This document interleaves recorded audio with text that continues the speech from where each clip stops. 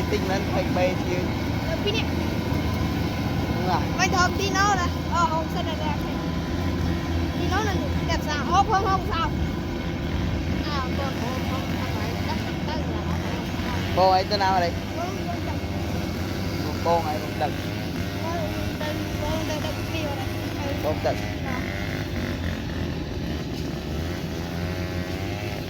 mất gần xong rồi mọi trong đặt rau tô rau tô được con có những cái rau tô rồi đã trong pin nó ngon con tí nhẹ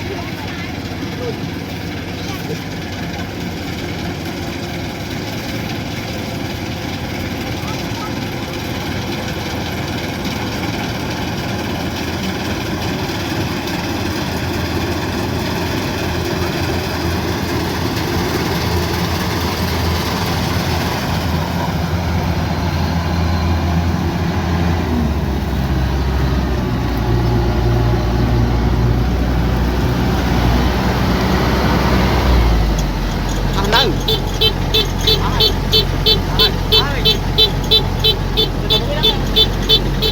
mà trời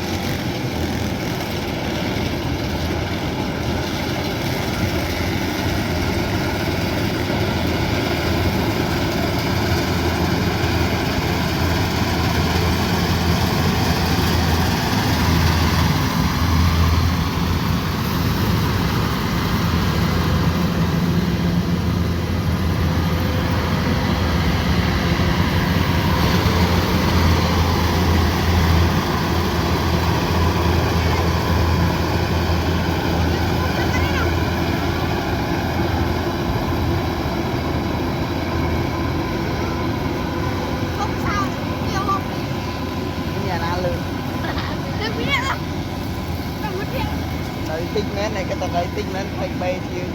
Pin nè. Đúng rồi. Mày thơm tí nó nè. Không sao đẹp đẹp. Tí nó là đẹp sao? Không sao. Không phải đất tới là nó phải. Cô ấy tên nào ở đây? Con chồng. Một con ấy cũng đực. Con đây đi vào đây. Con đực.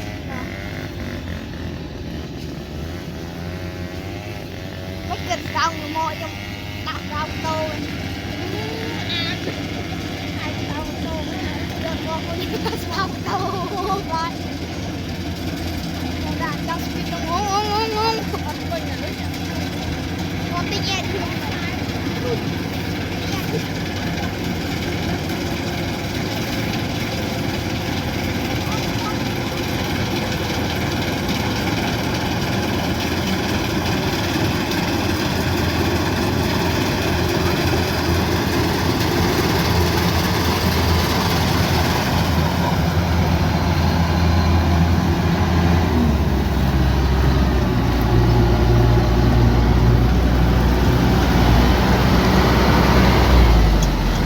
Đâu?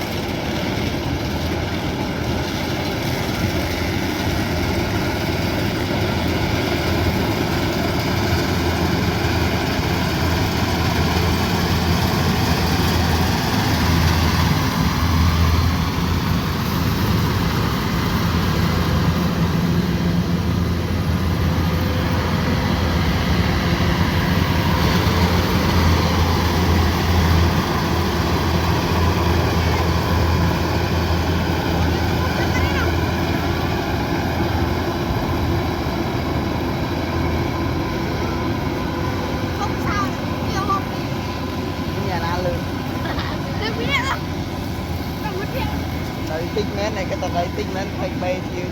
Pin nè. Đúng rồi. Mày thơm tí nó nè. Không sao đẹp đẹp. Tí nó là đẹp sao? Không sao. Không phải đất tới là nó phải. Cô ấy tên nào ở đây? Con chồng. Một con ấy cũng đực. Con đây đi vào đây. Con đực.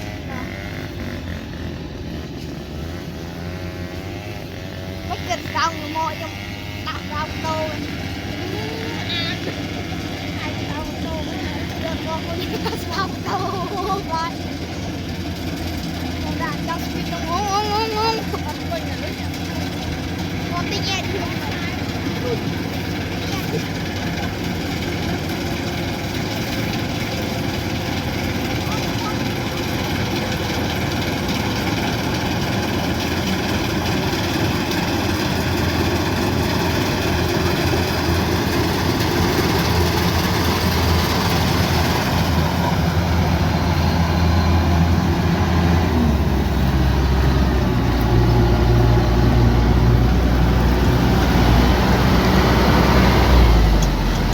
Done.